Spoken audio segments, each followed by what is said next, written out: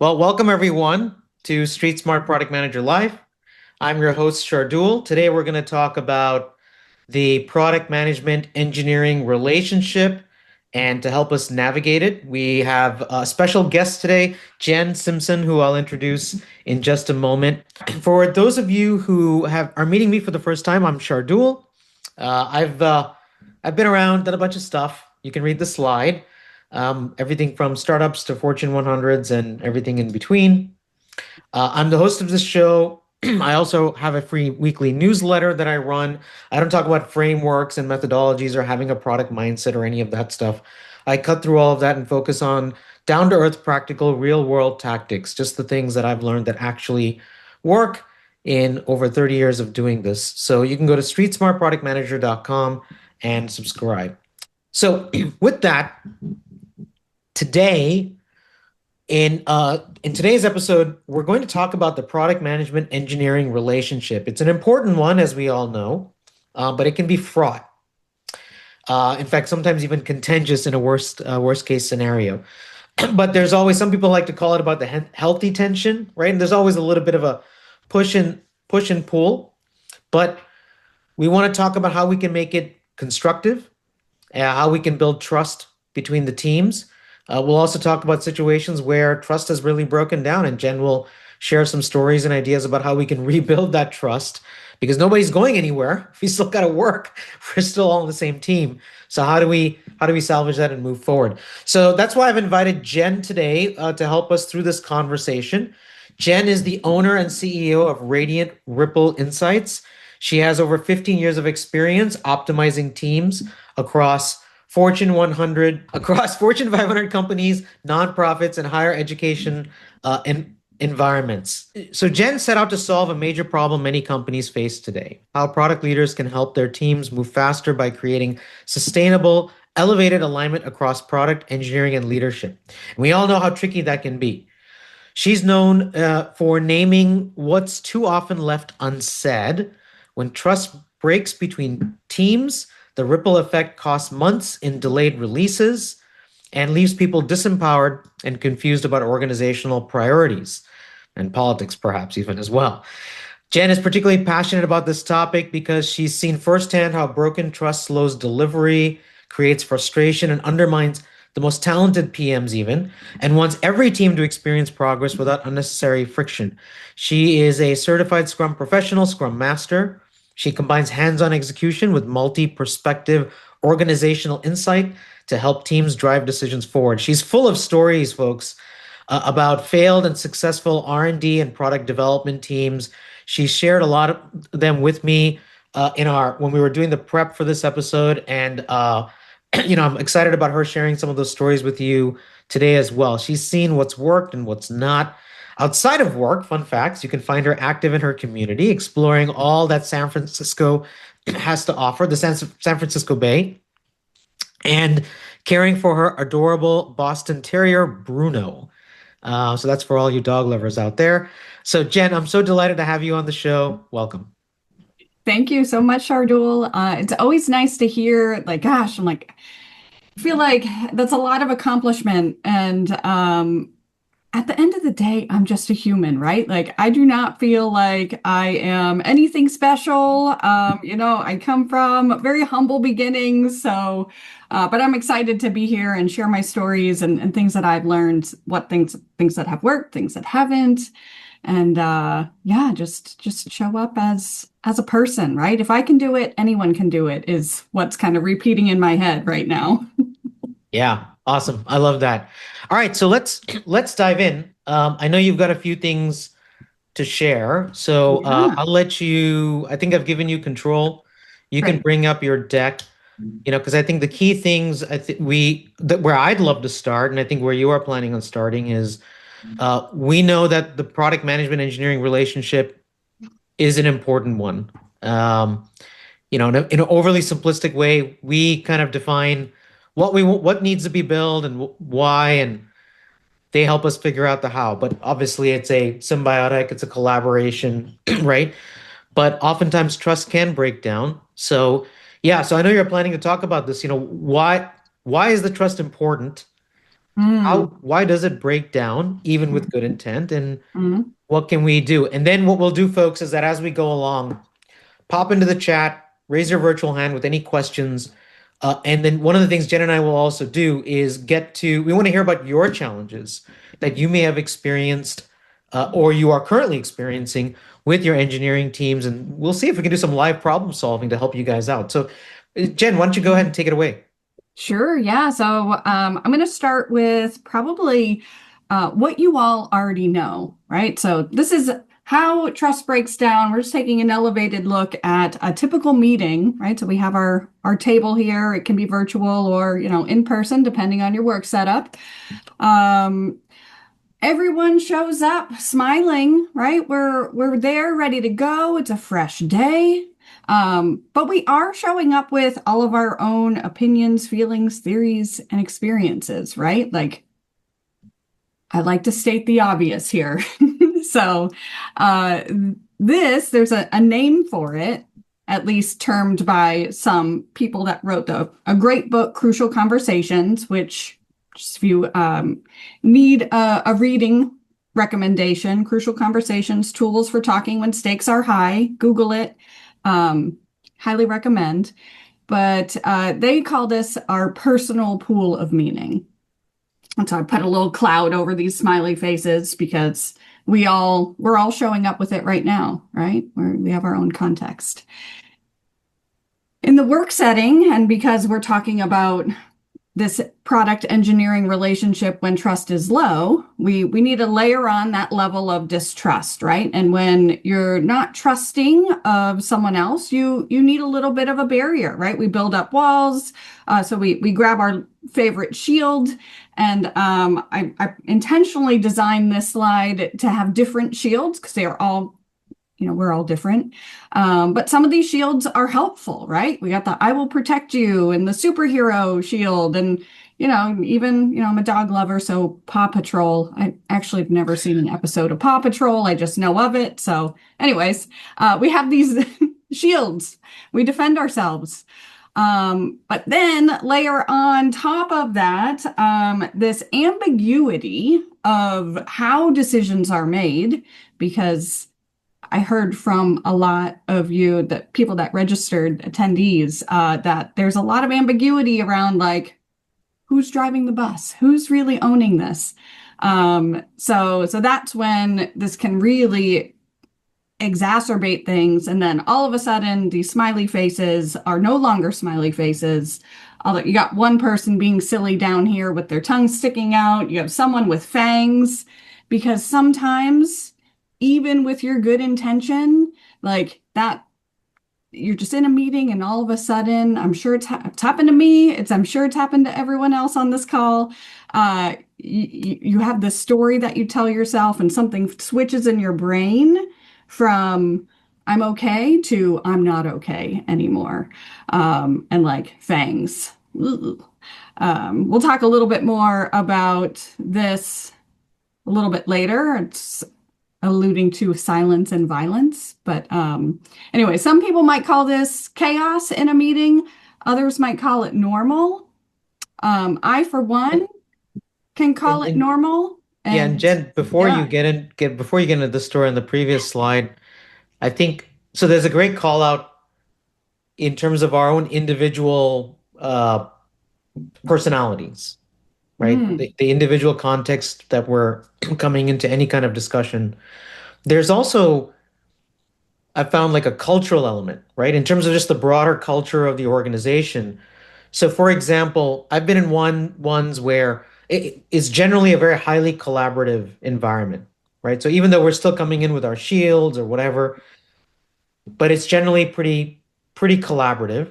Although even in those situations, trust can break down or you can have difficult conversations. But then there's the other side where I've been in ones where just the organizational culture, even though you think we're all on the same team, we all work for the same company, the same employer, but there's just the culture of when you come into something, they're like, prove yourself to me, right? mm, Prove yourself to me. It's very like the so I think that's the thing. Another important thing to call out is where you just have this cultural element that you have to kind of break through.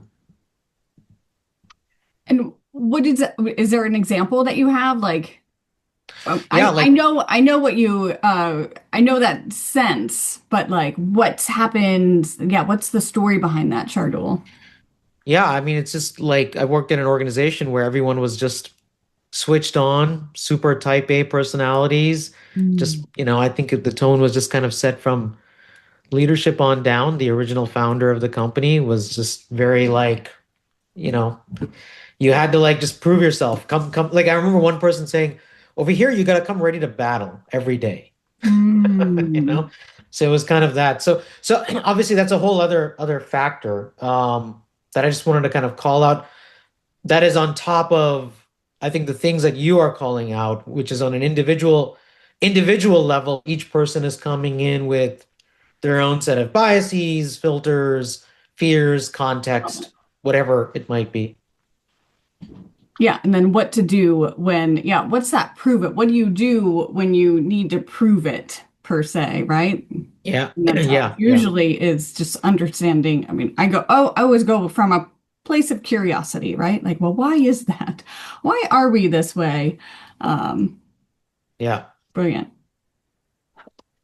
All right. So, this leads me into my story slide. So, um,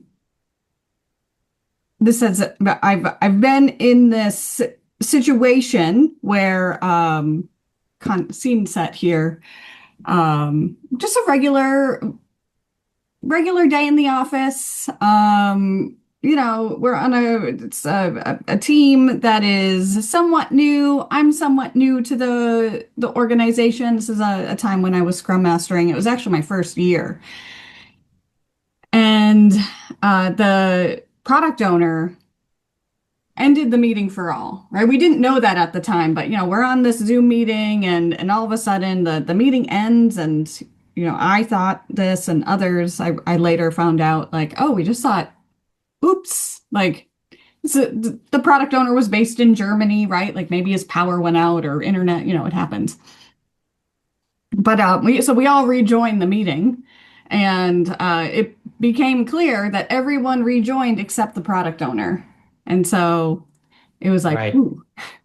So if you ever want to know what's happened or if you were that person, right? If you've ever felt like you needed to leave a meeting, one, you're not alone. And two, here's a little inside scoop into what that conversation is, right? So it was just the engineering team that ended up joining back and um one, we just needed a moment of Levity. levity. Thank you. Levity. I know Yeah. it's not level T, levity. Yeah.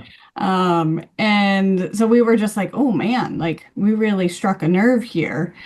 And when I say we, it really was one specific engineer, and I'm sure we all have that one special engineer in our life that just feels like they make it a little more difficult than they need to. Um, what's going on behind the scenes there is that they're just not feeling trusted, right? They're trying to add something to the conversation and they aren't feeling heard, right? That's what it comes down to. Um, Even in one-on-one conversations, it really comes down to this idea that um, if I'm getting feedback and my defenses are going up and I know my shield's coming up, there's I don't know this in real time, but I know this like in hindsight that I don't truly trust that this person has my best interest at heart, right? So that's Right. um, So the what. product owner's action kind of surprised the team. Oh yeah, they Now, were. now there is this thing that's out there that they're sort of left with, wondering, what just happened here? Right. What happened? Why did it happen? And of course, I have the benefit of hindsight. Um, I had conversations with this product owner before this meeting Right. happened, and he did share with me one on one. He's like, Jen, if this topic comes up again from this team, I swear I'm going to end the meeting. And Wow. So he told me that beforehand. And from like I was just, you hear that and you're like, oh, haha, like times are, it's really hard. And I kind of brushed it off as something that was kind of just more of a joke or Yeah. him venting because we all need to vent. It's frustrating, right? Sometimes. But gosh, like his I have to, even though he had that conversation with me before, like in my heart of hearts, I have to know that wasn't what he really wanted, right? Like his good intention is to lead this team, lead this product, right? Like get the product out the door.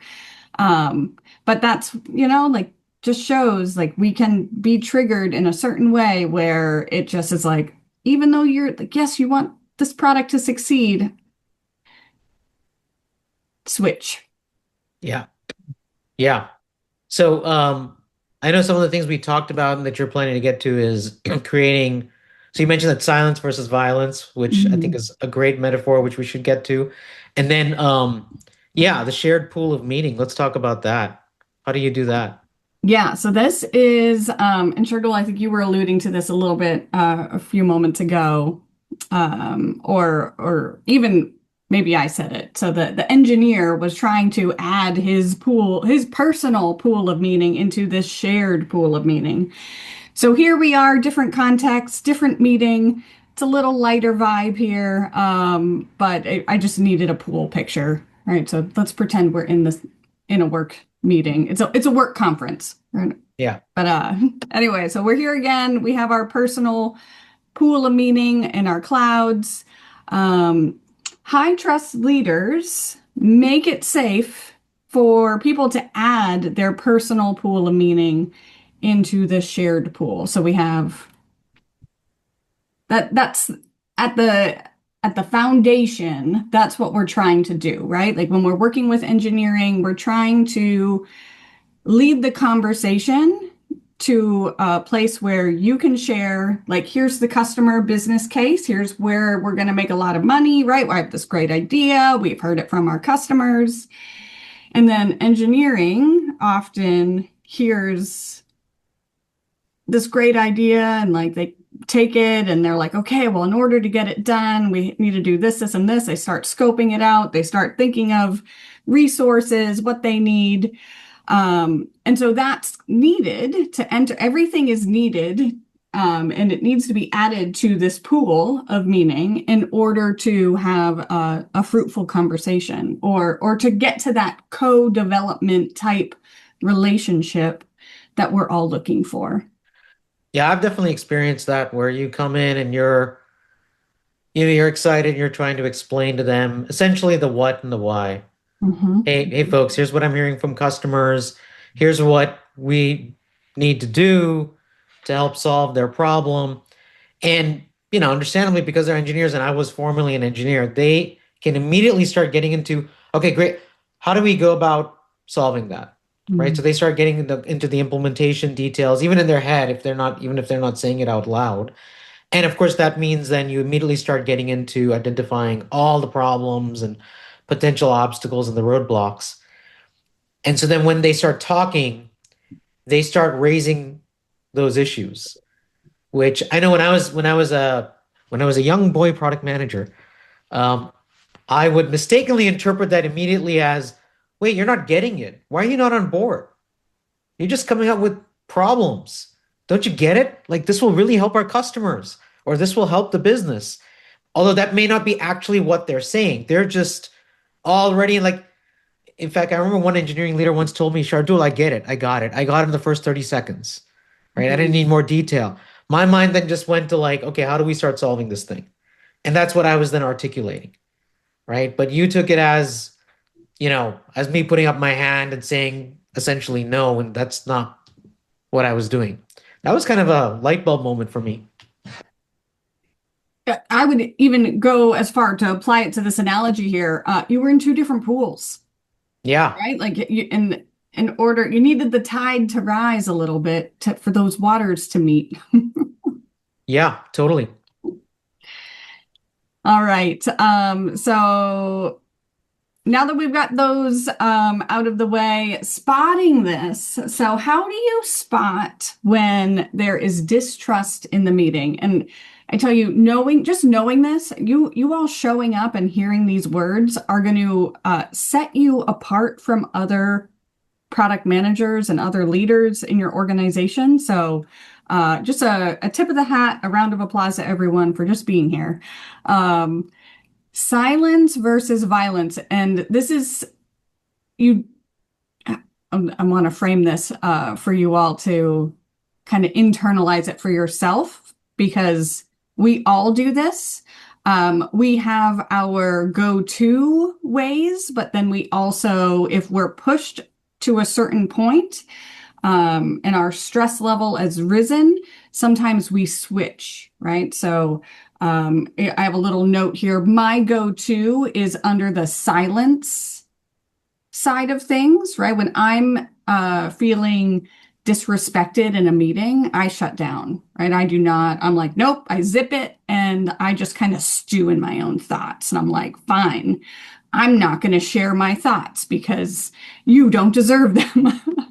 Right. So my go-to is withdrawing, but I know I have been in conversations, specific. There's one that sticks in my head with my partner. So not the work setting. This applies to inside work and outside work. But I certainly was not the best person to my partner, and I was shouting at him, and that's not my go-to. Obviously, I was my adrenaline was certainly rushing. Anyway, so silence, we like to withhold the meaning from that shared pool, and then violence is where you're trying to force the meaning into the shared pool.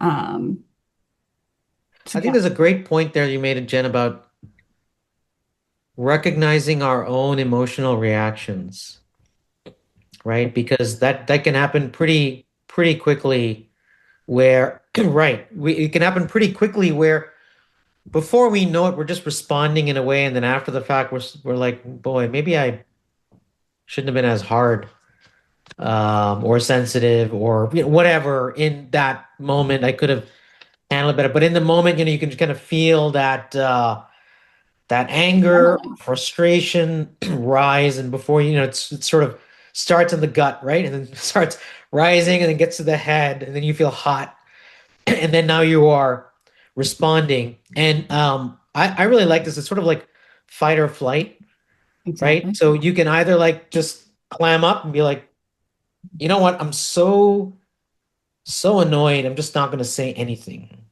right? Which of course is not constructive. Or I'm now going to start trying to control, and I see this with a lot of product managers, where now they try and control the conversation or control, or they just this belief that, hey, I'm the product manager, I decide, and you need to get on board. And of course, that doesn't work either. Right.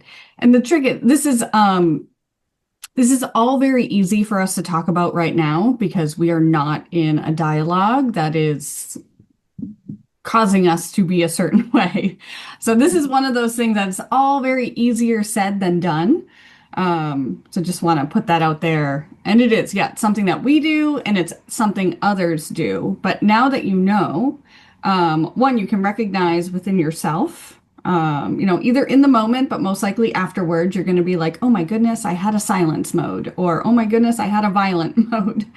But you can also see this in others, right? Now that you know, you're going to start like, oh, I bet this person was feeling a little distrusting because I started seeing them get a little aggressive in their tone and a little more vocal.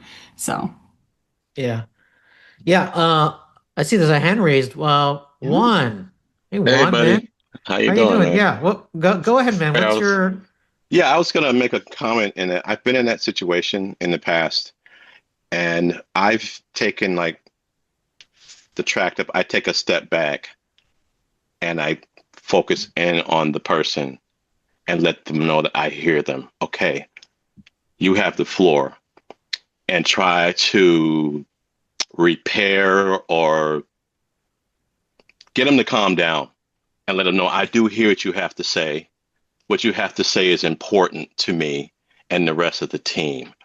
And when I've done that, usually the person comes back and they join the circle because they want to be heard, they care. And like you said earlier, when you're giving them requirements about the what, I tell them, your job is the how. Tell me how to make this happen. So I try to throw confidence onto them to say, show me, guide me, show me how to do this. This is my lane. This is your lane, and I need your expertise. Doesn't work all the time, but it So has worked quite a bit. Yeah. yeah, Juan, thanks for sharing that. So, I think, Jen, one makes a great point about sometimes just people want to be heard, Yeah. right? And by the way, full disclosure, folks, like I've seen Juan do this. He's worked for me twice on my team. Um, he's an awesome product manager. And I've seen him Thank you. do this in action in real life. And I think, it kind of gets to a question I know that I had coming into this episode, Jen, and I'm going to set you up for your next slide very Oh, okay. blatantly, which is, we keep talking about trust. How much trust do you actually need? Because it can be easy to fall into one of two responses, right? One is just, I'm just going to yes everything and agree to everything because I want us to get along. But that's not super healthy because sometimes then we may not be making the best choices for our product, for our customers, right? Or, of course, we're just constantly butting heads, neither of which is going to be very good. So, like, yeah, how much trust do you actually need to develop? Yeah, and I love this slide because it gives us permission to not have to worry about putting too much effort into developing trust in certain situations. So the shallow dependence part, right? So I had to actually Google real quick when I created this slide. I'm like, what's the difference between dependence and interdependence? Right? It's like obviously they're two different words, but the way that I was conceptualizing it for myself is like the dependence is one-sided, and then the interdependence is the two-way street, right? Where there's a lot of back Mm, and forth going on. So just if you needed that context, I figured I needed it, so others might need it. But you have this like shallow relationship where if there's I don't advocate for throwing anything across the wall or over the wall to teams, but if you are going to, this is the time you do it where it's one-sided, it's a simple thing, right? It's a quick ask. People know how to do it. It's just your easy ask, like, hey, go ahead and do it. Um, your deep dependence, that's when similar situation, right? Like it's just one thing, you need a handoff, and it just the stakes are a little bit higher. So there's maybe a little more business impact.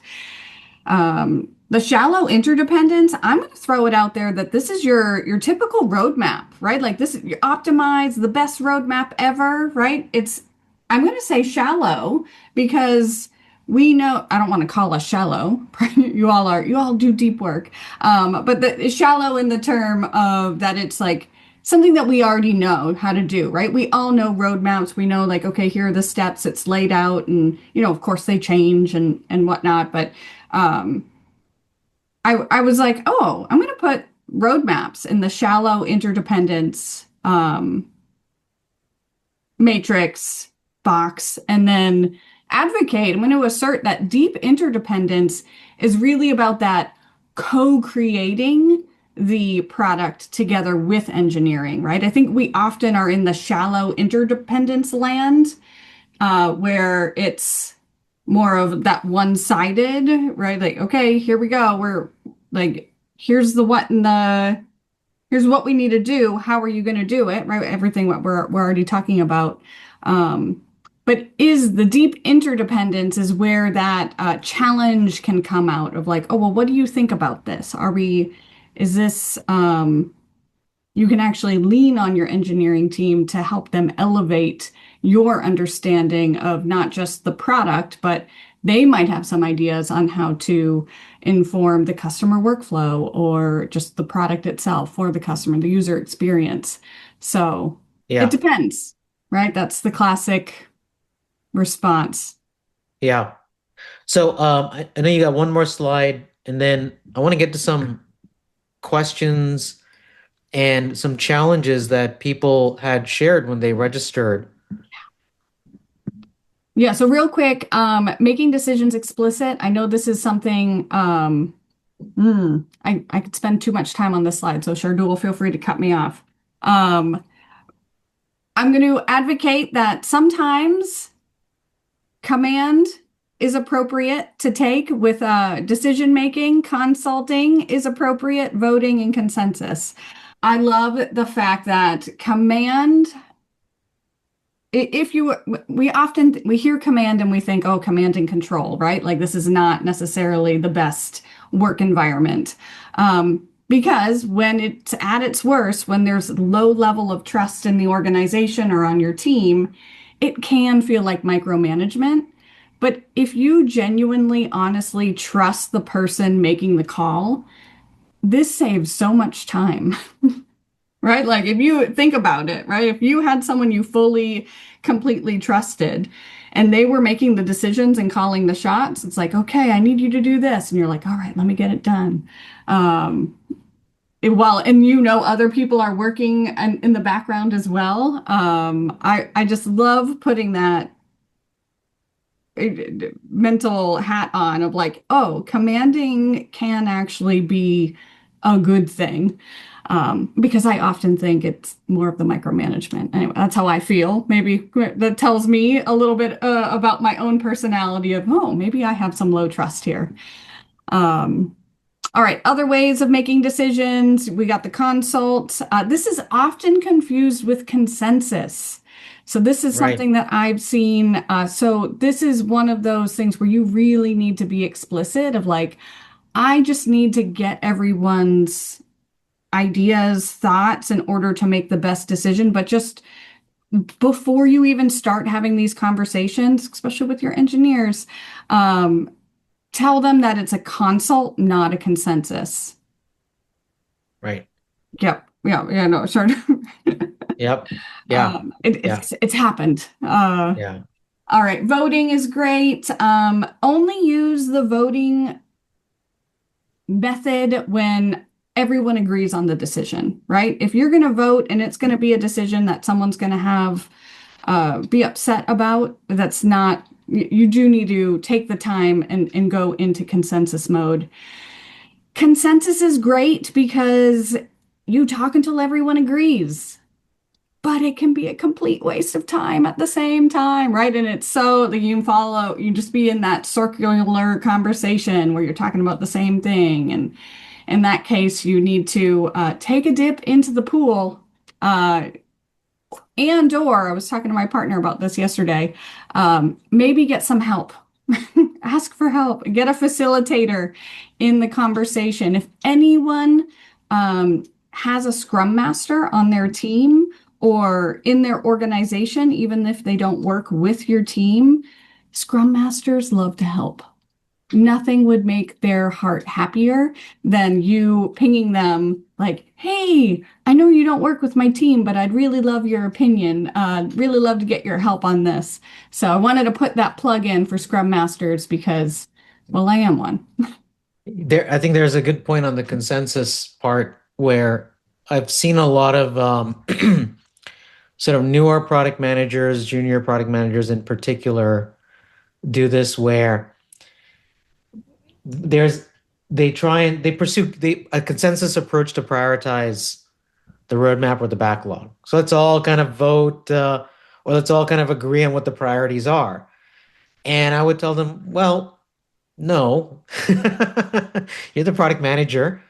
You come in with what you think the priorities are. Now, I'm not saying you have to command and control, Right. and it doesn't mean you don't consult, right? And of course, at a detail level, there are sometimes considerations like, bug fixes and tech debt and refactoring and those other things, not just customer features, right?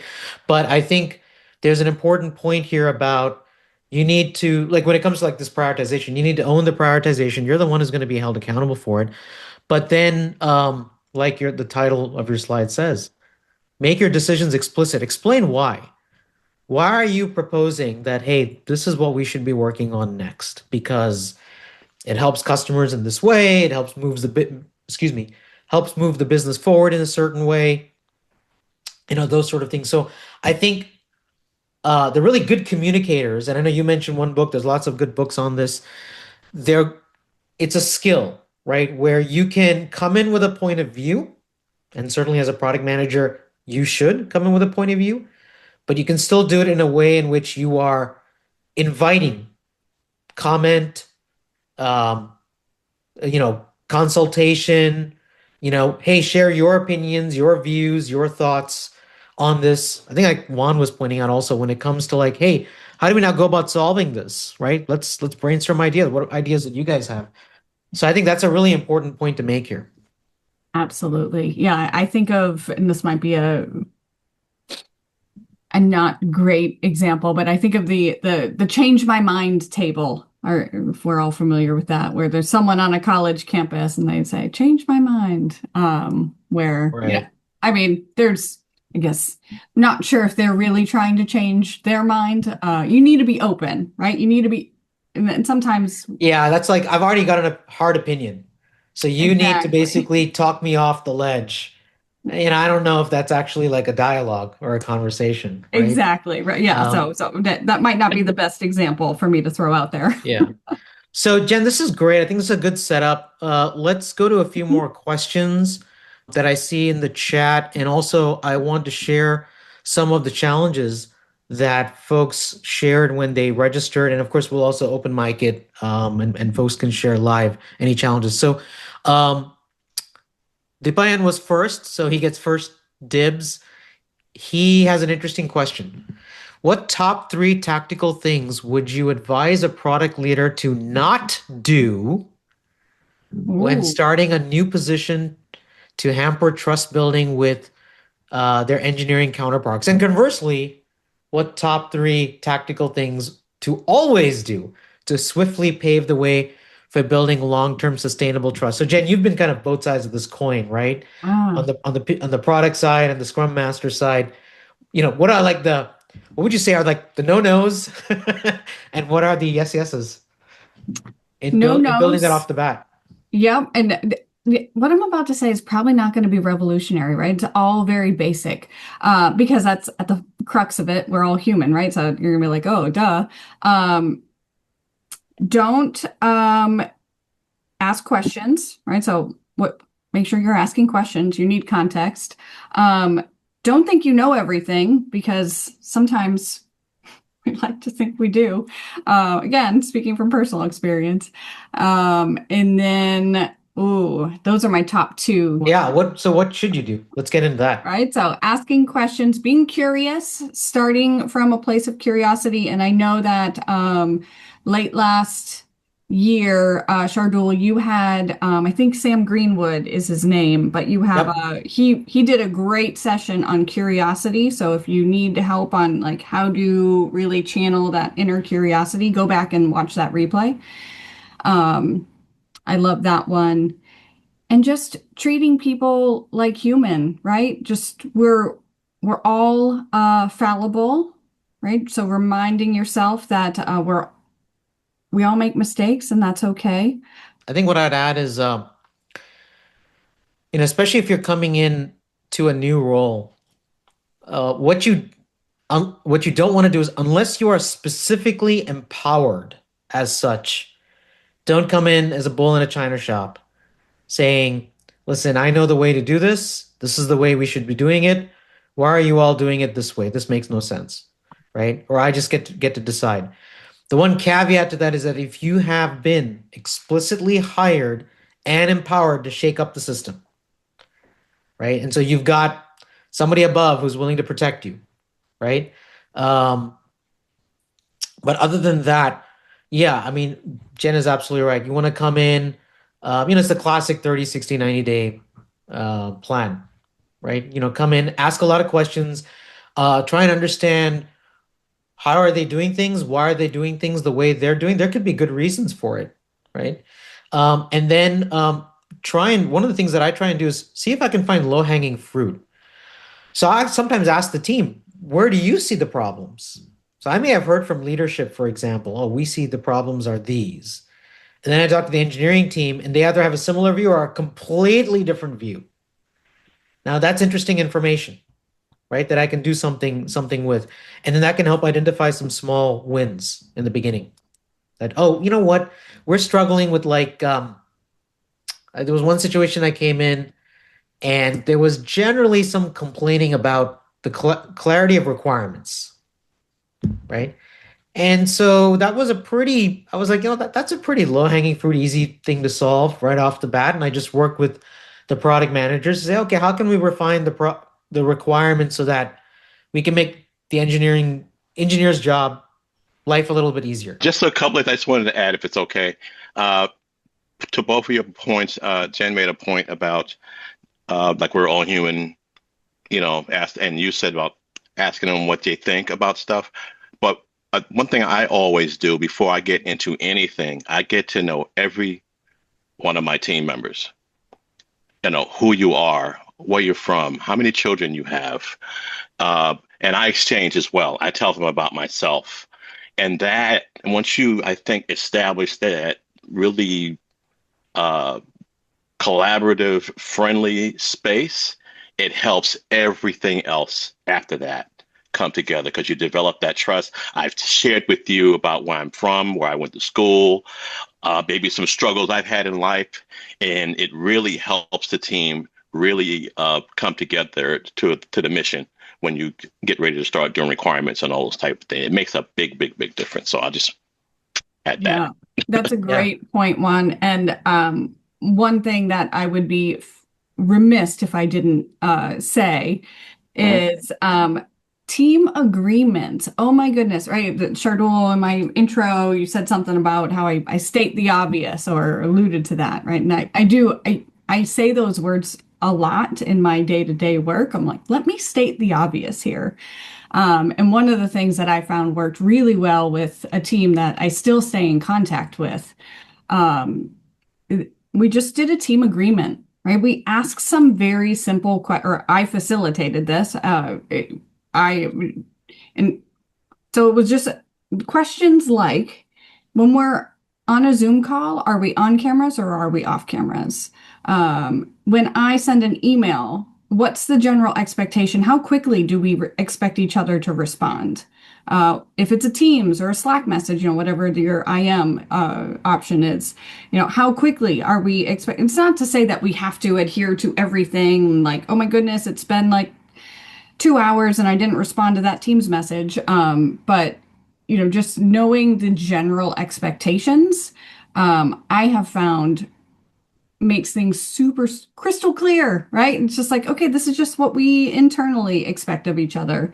So when you're new to a team, that's a great opportunity to kind of press that reset button for the team and just get some clarity in how they work, right? And I think that's a lot of what's missing is the internal operations of the team. How does the team actually operate? You know what you're doing. You're building the product. You might know why you're building the product, although sometimes the why might be a little bit misaligned, depending on who you ask. But how you work, this way of working is often missing. And that all goes into like role clarity, right? Sometimes that's a huge thing that's missing in teams, like who's doing what and who do I go to when I have this question. So yeah, I would be remiss. Team agreement, give it a try. Yeah. Sheldon has a really good question that I have experienced as well. Tips to deal with situations when executives feel they have the right to bypass the chain of command with PM teams and go directly to engineering or the tech lead to get features added or to try to get delivery dates from the engineering team itself. Yeah. Well, I'm wondering why, right? Why would, I mean, that to me is maybe an indication it's that trust, right? It's like if they go to you, they think you're going to tell them no, right? And so they want to get to the yes. but why is that, right? Like that it always fascinates me. You're on the same team, right? You're in business to, I mean, right? We show up to work so the business can make money, so then they can pay us, right? So, what I would do is if you are so bold, now again, this is one of those easier said than done things, right? If you can approach that executive with the curiosity mindset of, hey, like, I know we've been working together for, X months, years, however long it's been. Start with an obvious statement, right? Start with the obvious. Um, do you mind if I ask you a question about something I've noticed, right? And so you want to call out the pattern that you're seeing. I noticed that, the past couple features, you went directly to the engineering team, right? Right? This is again easier for me to say this here in front of you all than it is to actually to the person that this executive. But you just say, can you help me understand why that is? That's not exactly how I understand our mode of operation. So is there something that I'm missing? Right? And that way you can get their opinion on what's really going on and what's driving their motivation to just go seek the easiest path of least resistance probably is. I mean, there's a lot of psychology we could go into why that happens, but yeah, just having that conversation. Yeah, I think they're basically the trust has broken down, right? They're first for whatever reason they don't trust they're going to get the answer they want from PM. Now, I will say, like, getting delivery dates from engineering, in fact, I don't care about that personally. Mm. And at the end of the day, engineering is doing the work. They've got to plan out the project. They've got to deliver on it. They're going them just to get a date update. That's fine. Hopefully, engineering is not sharing a date that's different from the one they've already discussed with me. If that's happening, that's a whole different thing. But if we've already, as a team, we're marching towards April 22nd, and that's the date, and then they're just communicating that, whether it's the Scrum Master, Project Manager, Tech Lead, whatever, fine, I don't care. But the point about the features getting added, yeah, that's a tricky one, right? And Debayan kind of plugged this for me. So Debayan, your check is in the mail. Yeah, I wrote an article in my newsletter. You can go check it out.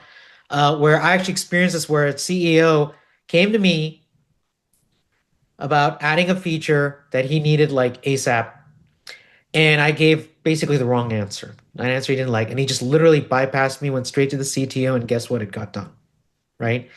And so I learned a really important lesson. And the basic lesson there was and this is a whole other conversation. And those of you who follow my newsletter or have been on the show before, know I talk a lot about this.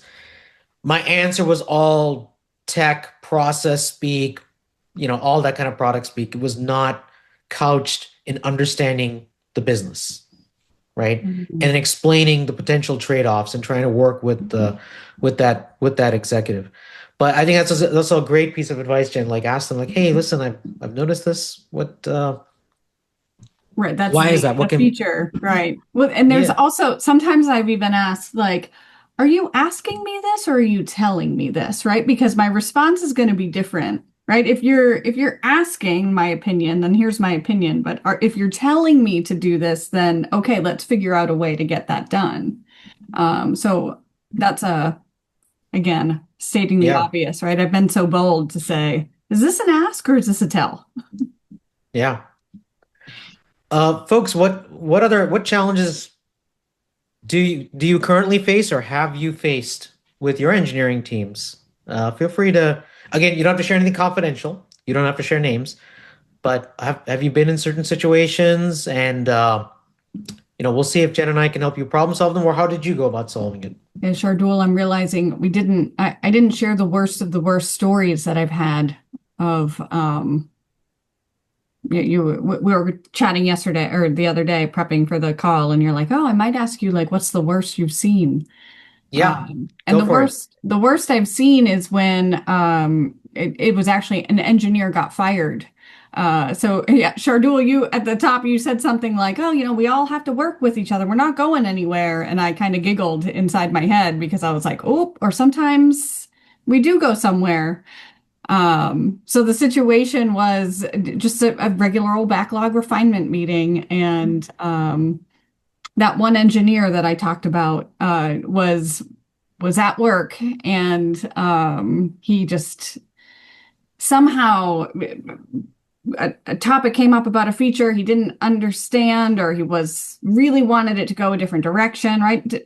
I can't remember exactly what it was, right? Like, but I just remember him blowing up. And it was one Yeah. of those conversations where the meeting continued, right? It got tense, but it didn't get to the escalation point of someone needing to end the meeting for all. Um, the kicker is that the product owner was newish, and a woman, right? And we didn't talk about this like male female dynamic. I was gonna get to it next, but yeah, go ahead.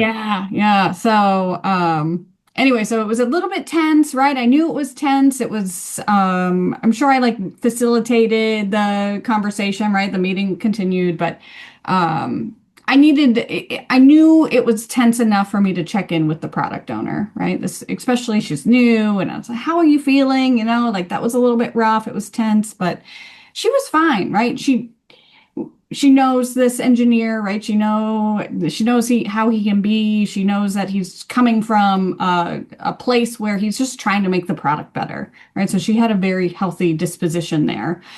Um, but the next day, 24 hours later, we get the news that he's been terminated.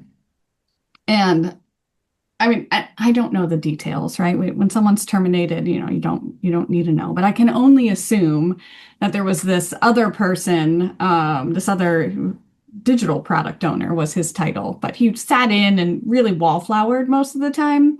Hmm. Um, but I can only assume he was the one to kind of just escalate this up through either his manager or HR, and it's just Yeah.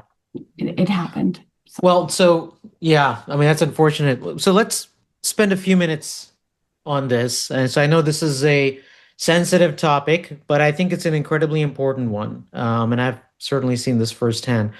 So we've been talking about the PM engineering relationship. The fact of the matter is that most engineering teams are male dominated. And an increasing number, now we're seeing more and more women become product managers, entering product management, which is very different than it was 20 years ago or 25 plus years ago when I kind of got into it. And so that creates a certain kind of tension as well. And I think this is really important, not only if you are a product manager, but also if you are a product leader who has then women on your team as product managers who are now working with engineers, right? And having to deal with that dynamic. So, and I know you've seen this a lot, and we talked about this prior to the show. So can we spend a few minutes just talking about that? What are the things that can happen? What are some advice that you've given product managers? And for that matter, any product leader who was here on the call or is going to listen to this afterwards, right? Watch it afterwards, who's a man who may have women on his staff, right, as product managers working with primarily male dominated engineering teams. Like, what are some of the situations you've seen, and what's some of the advice that you have? yeah, I'm hesitating because I see Juan went off mute. Yeah. I feel like he Yeah, I have. Yeah. If Yeah. I could jump in. Yeah, I go had for it. a Well, so Juan, let me give Jen a chance to respond, and then I'll have you come in. okay. You know what? And that's so this what can happen is women can often defer to others. Perfect example, Juan. We were just role playing that for you all. Right, because I do, right? Like, oh no, like go ahead. Yes, you first. We were taught, as much as I don't like to admit it, but I was taught as a young girl to be a little quiet. So sometimes women need a little push, right? So giving women the floor is a nice thing. So thank you, Shardul. Thank you, Juan, for that. Um, and then yeah, so this dynamic, and Shardul, you set me up to share my story of And this isn't a specific story, to be honest. It's just a reflection on the evolution of my leadership role as a woman. I thought in my younger self that I needed to be more assertive and be more like have that masculine energy and be more vocal. And I would not do that, honestly, because it's hard. It's hard to act a certain way that's not who you genuinely are, right?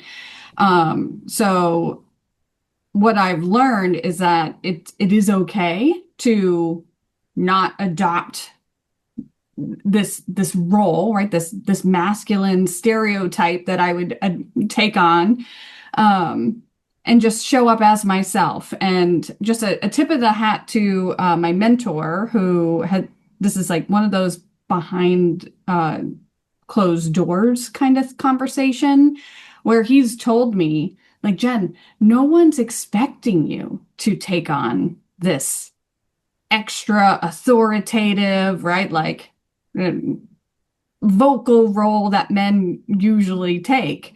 Right? It's like channel your feminine energy. Like that is what makes you you. And every time he reminds me this, because he does actually remind me multiple times, this isn't a one and done kind of conversation. But I'm like, gosh, yeah, that's right. I can just show up as me. And it just makes me actually makes me a little bit bigger, which is surprising because women are supposed to be smaller. But yeah, it just gives me all the energy in the world. So Yeah, I think it's an important point about just be your authentic self, whoever that is. And then I think for any of the product lead or the male product leaders on the call, myself included, I think our job is to make sure that we are doing what we can to support our product managers, right? On an individual basis. I think getting to know each individual. So I've had men and I've had women report to me, as on my product team. And I think what I learned was it was really important to get to know them on an individual basis and then guide and mentor them accordingly based on that personality. So sometimes, like when I walked into like a new role, like new job, I'll do a one-on-one which each person who's reporting to me on the team, and I will ask them like, hey, how, like one question as an example is, how do you like to receive feedback? mhm. Right? And I'll let them respond and see. And sometimes I'll get you know what, don't sugarcoat it, tell it to me straight. Okay, and I'm gonna write that down in my little notebook. Others will now most people will say, oh, just be frank with me, but they don't necessarily always mean that, right? So someone are like, yeah, just give it to me straight. Others will say some different. And then what I'll do is that when time comes to actually give them some feedback, and I always try and be as constructive as I can, I'll test that. And then I'll see what their reaction is. I'm not going to call them out. Wait a minute. You said this, but now you're acting this way. Shame on you. Like that is not going to get you anywhere. But what I will do is I'll test that based on, because that's what they said. I don't really know them. I'm getting to know them. And then I'll see their reaction. And like there was one PM I once had, and he was like, this is what he said. Just give it to me straight. If you think my presentation sucked, if you said that was the case, that's fine. So I actually tried that once. And actually, I softened it. And he was like, Shardul, like, I think you're being kind. Just give it to me straight, man. Now, that was his personality. Others, different, right? And for some, you have to use that, what's it called? The sandwich style, right? Oh, I'm trying to avoid the sandwiches these days. Well, for some people, it works, right? So anyways, I think different people respond to different things. So I know we're at the top of the hour, folks. If you need to bail and go, that's fine. I think, Jen, you're able to stay on for a bit? Absolutely. Yep. Yeah, so happy to keep taking your questions. There was a comment from Brent, or question from Brent. Let's see. When you ask what problems do you see, do you follow up with an assessment about value? How do you deliver a response if the problems are low value? Brent, are you still on? Yeah, Brent. Yeah, I am. Expand So on that a this little is bit? going back to earlier in the discussion, and I forget exactly what the specific topic was, but you mentioned that sometimes as you're new in a role, you'll go to the engineers or a segment, and you'll ask them, what are the problems? I also know from conversations we've had that value and putting it in business critical terms is key to you. So sometimes people will bring their pet projects. If I ask, what are the problems? And I would never bubble those up to let's do it. So as you're building rapport, how do you be authentic and work on a value basis, respect other people's opinions, and deliver feedback back to them? If something isn't a value, do it in a way that doesn't demoralize them. In the case where they're bringing like a pet project, so some engineer who's bringing some pet project and wants to get it prioritized, right, and resourced. Yeah. Now, obviously, if I'm early in my tenure there, literally first 30 days or something, I'm not gonna express a strong opinion because I just don't know enough, right? I might potentially bring it up with the engineering or tech leader, like that engineer's boss, maybe the next time I say, hey, do you know about you know about Joe's little project there that he's really excited about, and get their response. Maybe ask other people on the product team, or if I report to a head of product of some kind, ask them. But if I'm not early, let's say I'm much further along, that's where it's like if it's pretty clear to me it's not a value, then yeah, I may not come on and say, boy, that's the dumbest idea I've ever. I mean, I wouldn't exactly say that, but I might pressure test it though. That's okay, because again, I want to be authentic, and I'm going to be like, look, my job here as a product manager is to do this. It sounds like an interesting thing. Can you help me understand, like, how is this helping us move the needle on our goals? How is it helping us really move the business forward or helping our customers, right? Sometimes I might put the onus on them even a little bit and say, because what they're doing is they want to basically just get my buy-in, and then they're going to create a bunch of work for me. And so I'm going to say, have you like validated this with any customers or talk? And again, usually the answer is no, or they talk to like one person, that sort of thing. And so I'll just be straight with them, and then I'll say, I'm going to be honest with you, like, not that I think it's a bad idea, but here's what I see as the impact. Happy to be wrong. Like, I mean, prove me wrong. That's totally cool, right? But here's kind of where I see is what the potential impact is in comparison to this other stuff. We've got these goals we've got to achieve. Like, where would you recommend we prioritize this relative to these other things that we need to do that we know is going to make a difference, that have been approved, and we gotta get done, right? So sometimes I can kind of put it back on them. There was one situation where we had this junior PM, and he really wanted to like pursue something. He took it up the flagpole. He really championed it, and I kind of knew this was going to happen. He got disappointed because nobody bought it because it just wasn't impactful enough. It wasn't a bad idea, but it just, in the greater scheme of things, just didn't impact. Unfortunately, he ended up quitting in a huff because he just got frustrated, blaming and saying this company's not innovative enough, which was completely untrue. It was just that, his ideas just weren't getting approved. But like sometimes them's the breaks, like.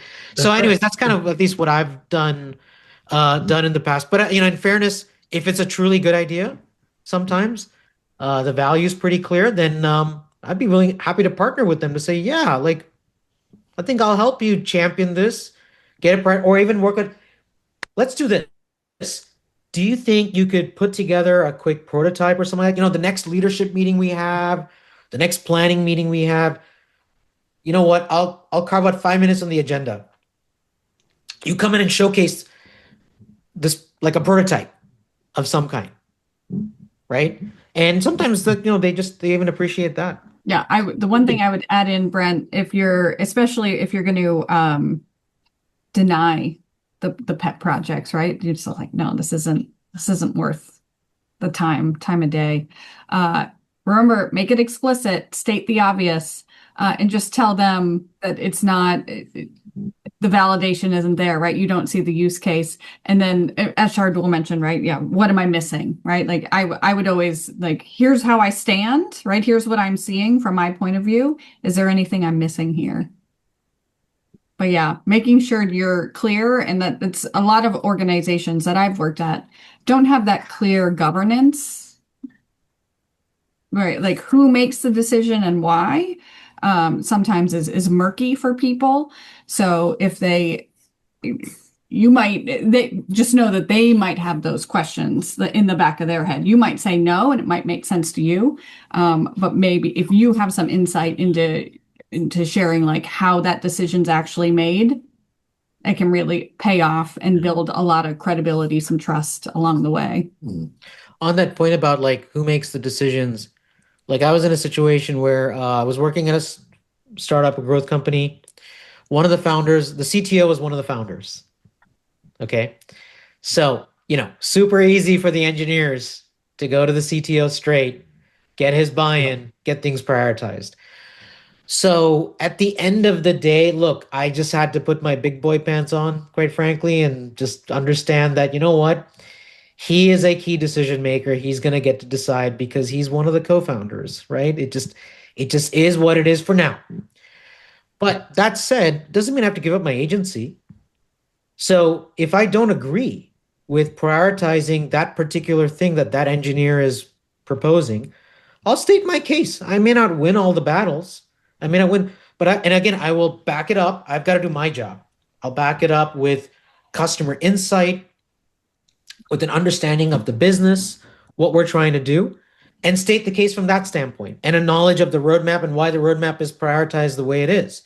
Now, I might still get overruled because he is the co-founder. I mean, he was the co-founder, and sometimes I lost some of those battles, but other times he would be like, you know what? That's a good point. Yeah. Okay, we should stay the course. We'll get to this later, right? Sheldon has a really interesting question. We spoke about gender. What about age differences? Tips to deal with conflicts between older and younger members, especially where the roles are the same. Younger product designer versus older product designer, that sort of thing. Great question. That is a great Yeah, one. is that something you've experienced, Jen? Well, I'm thinking of my mom because she's not in product. She's in sales at Comcast. So forgive her for all the calls she calls you on and asks if you want to upgrade your plan or whatnot. But yeah, sometimes she's frustrated with her team. Just I think it comes down to the cultural difference, right? Like we can align it to, yeah, sometimes your product has their one culture, engineering has their other culture, and then how do you meet in the middle? How do you have that conversation? And then from my own personal experience, I've worked with a very senior engineers, um, and like at the end of the day, what do people want? They just want to feel respected, right? And so, and however you can honor their work. I didn't share this, but I don't come from a technical background. Might be obvious the way I've spoken around things, but one of the things that I tried to do in my to kind of quote unquote compensate for my lack of technical experience is just to watch how the team works. If you've ever sat in a debug session and watched just in with the lens of like, let me just watch, how do they operate? Like, let me watch this magic that happens. And let me tell you, there is some magic that happens in debugging sessions. And the engineers, they feel like when they're in the moment, they don't feel like it's magical. It's work to them, right? It's hard. It makes their brain think. And, again, going back to the path of least resistance, right? Like it's it's a struggle for them, right? So it's not necessarily something that they see to celebrate. One, because it's a bug and it's an issue, right? It's like an oopsies. But two, because it's hard for them. And yeah, I know it's not going into the age, but it is sort of, right? But everyone can bring something to the table. And so if you can find a way to respect them, whether it's their years of experience or their fresh perspective, that's my take. I think that's a great tactic. So whether you're a product manager, but even if you're a product leader, and Deepa, and this kind of gets to your earlier question about the do's and don'ts as a product leader, I would come in and I would sit in these meetings. So, any ones in which product management was involved, whether it was sprint planning or if the product manager had to be in there for the debugging session, which I don't know why a product manager would have to be there for that. But anyways, whatever those meetings are, right? And in the beginning, I would just come and like listen and observe. And in the beginning of my career, what I was observing was the process and decisions. And then a mentor guided me and said, actually watch the people. Who speaks up? Who talks more, talks less? What's their body posture and language? Is anyone dominating? Who brings data versus who is sort of more of a gut feel kind of person, right? How do you feel the energy in the room shifting, that sort of the unseen thing that we all feel, right? And that was a great piece of advice that I got. And I would make notes as such. And I learned more about learning the process stuff is easy, right? Because somebody will explain it to you. Hey, we follow this step and this step and this step, and it's in Jira or Notion or whatever, and you'll know it. And it's easy to change.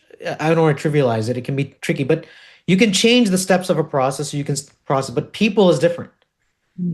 So understanding the people dynamic was the real unlock. And I said, okay, I get that. So here's a team of 10 engineers and QA people, and they all report to this one lead. Okay, but the real dominator is the senior engineer. He tends to talk a lot. When he speaks, like I noticed, oh, you know what? He doesn't speak first. He'll wait. It's a 1 hour meeting. He'll wait. He'll speak after maybe 30 minutes. And when he does, the room goes quiet. And everyone just goes with, even if there are times where it feels like a couple of the more junior folks don't agree, but silence. Well, that's interesting. That's an interesting dynamic. And by the way, this is not unique to engineering teams. You can apply this to anything. So I think that's a great tip. Just observe.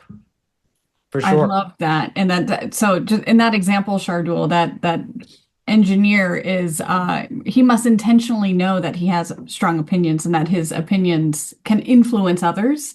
So he doesn't speak, right? He lets others add to that pool of shared meaning, right? They will discuss, they'll add their ideas. And then after, he can then, just to make sure it's all relevant.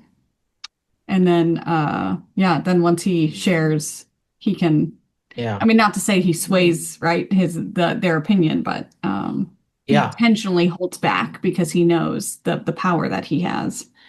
Yeah, exactly. So Sheldon, I don't think we actually got to your age question, but I know, yeah. But I think so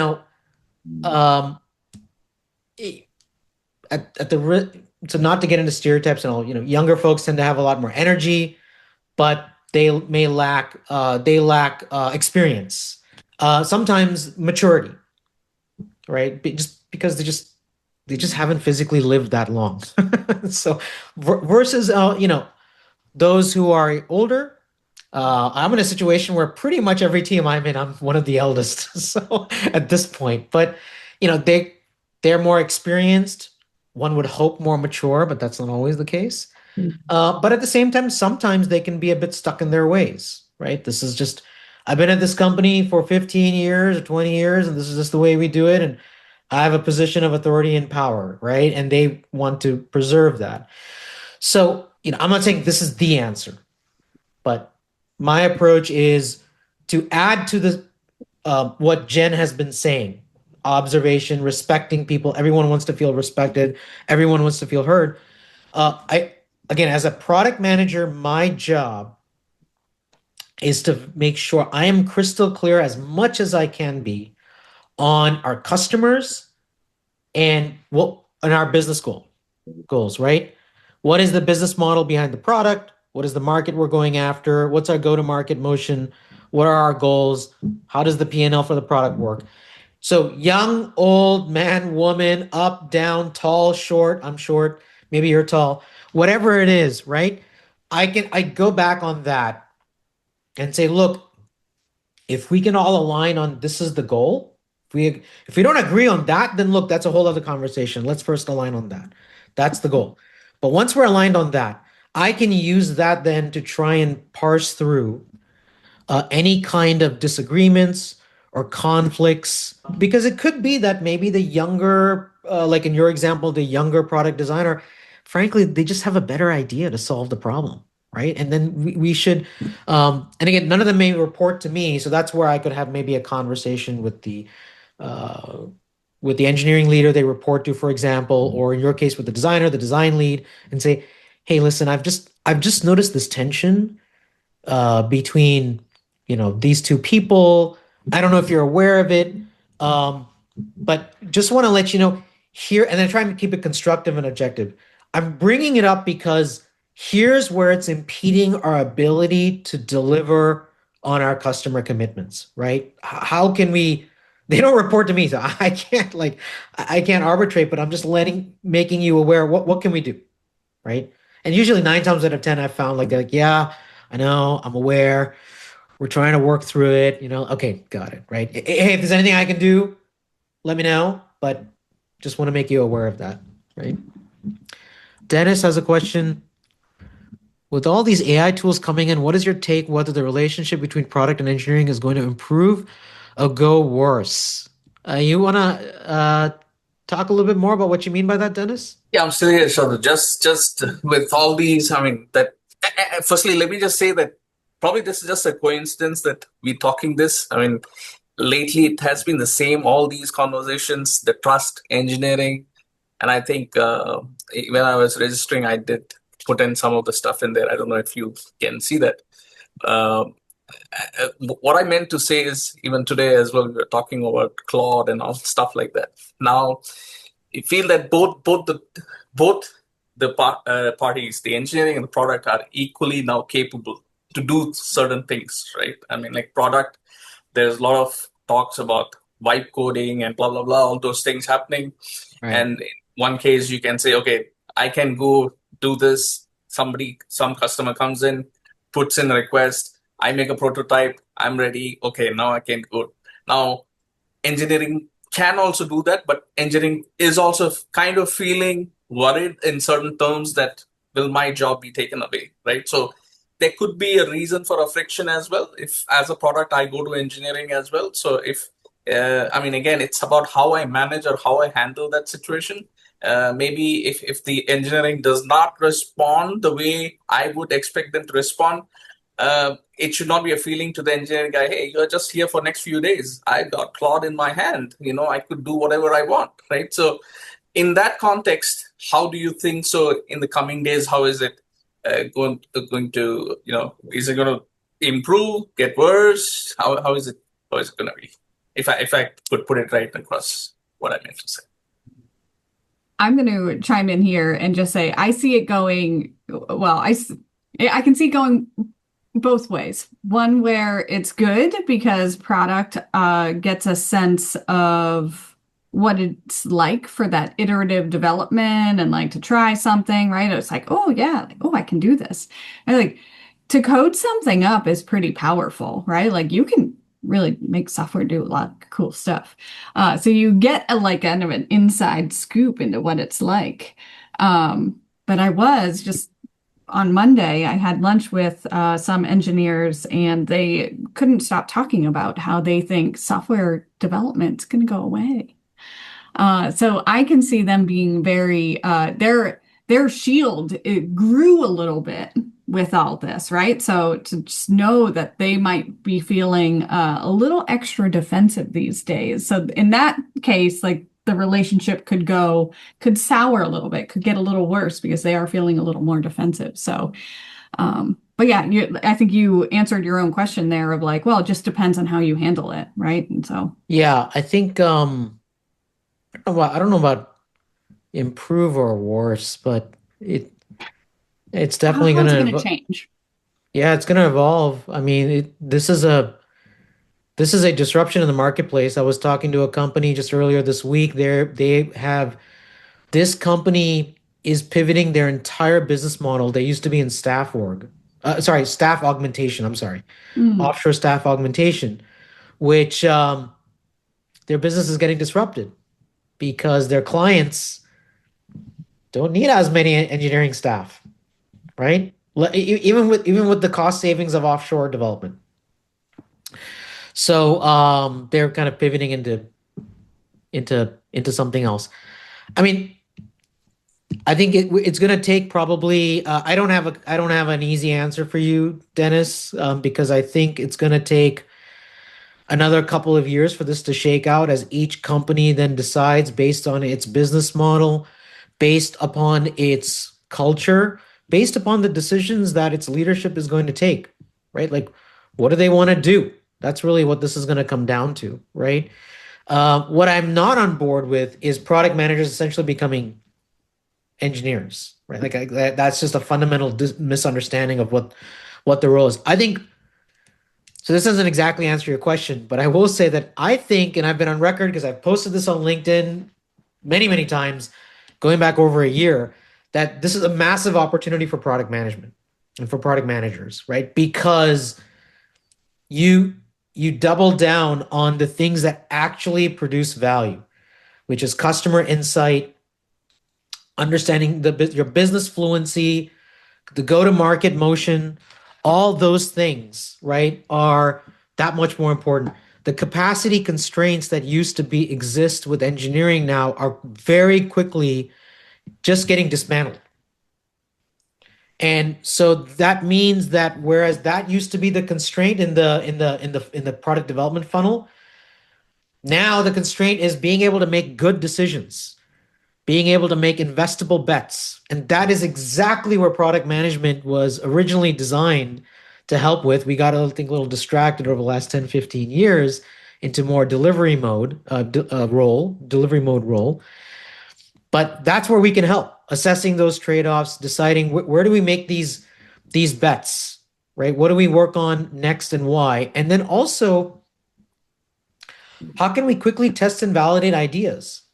Right? Even before, like even with Agile and Lean and all of that, there was still a cost to be able to test an idea. To your point about like whether it's Claude Code or Lovable or any of those, yeah, like it really doesn't take a lot of effort to spin up a simple prototype. So as a product manager, yeah, like look, I can just do that over a weekend or like in a couple hours. I've got customer relationships, put it in front of a couple of customers, get some input, and then be like, yeah, yay or nay to pursue. I mean, even putting together like a financial analysis, which I'd had to torture a spreadsheet. I mean, like Gemini can do that for me now, right? And then I can put it in front of my finance team and say, hey, like let's work on pricing together. And we've already got a leg up. So what that's going to do to engineering, I don't know. I mean, ultimately, yeah, that's a big question, I think, for CTOs and VPs of engineering and engineering leads to ultimately solve, for sure. And I can completely understand how people can feel pressured in terms of their role and their job security and all that kind of stuff. At the end of the day, though, I still look at engineering as part of delivery, part of developing the how. To my knowledge, and I could be wrong, I don't know that we're fully at the point where we can take something from one of these AI coding tools and actually build an enterprise grade scalable a platform at scale. I mean, maybe we'll get there, but we're not, with 5.9 SLAs, right? And certain amount of uptime and that kind of thing, especially for like something that's mission critical, especially for regulated environments, right? I don't know that we've cracked the code on that. Haven't built that. Maybe we will. I know there's tools out there. Like this one company I know, what they do is they actually sell to engineering teams to help them with their bug fixing and tech debt. It will automatically take care of them. And they're getting a lot of clients because you can imagine they sell it to engineering teams and IT departments. They love the tool because they're like, oh my God, like this saves us because even engineering, like nobody likes solving bugs and refactoring and tech debt and all that. It's just a necessary evil. Great. Or even the QA side. Like, you know what? We can just put it into this AI tool. It just takes care of the QA for us. Now, I guess it means maybe QA analysts are going to be out of jobs, which is a shame and terrible. But I mean, like, I see IT departments and engineering teams hiring these AI tools for QA or DevOps or things like that. So, there's a bit of both. Jen, you were going to add something? For me, I love AI. I'm in it. I'm working in it. I'm spinning up a internal or a local AI tool myself to create something. But I honestly I still don't trust it, right? Like so talking about trust, when trust is low, my trust is a little bit low with AI. But it will take a while, right? Like it needs to prove me wrong. It needs to earn my trust. When that's going to happen, I don't know, but I think, this is now quickly becoming a cliche because I'm sure you've all heard this, but I do think it's true that human judgment is going to become much more highly valued. And so even if you're on the engineering side, demonstrating really good judgment is going to be really important, which think about it, as a product manager, wouldn't you value that? Like, don't you gravitate towards the engineers who demonstrate good they're not just good coders, right? They're not just good architects. AI is even able to architect entire systems. They're demonstrating really good judgment in making good software or product or technology decisions. So I think that's going to become even more valued and more important. So we got 30 minutes over. Wow. So I'm going to leave it. I'm going to stop it here. I'm going to leave it here. Thanks everybody for joining in. Jen, thank you so much. This was so great. Thanks everyone. And I'll be sending the replay out. Have a great weekend. thank See you you. soon. Thank you. Thank you. Bye. Bye-bye. Bye all.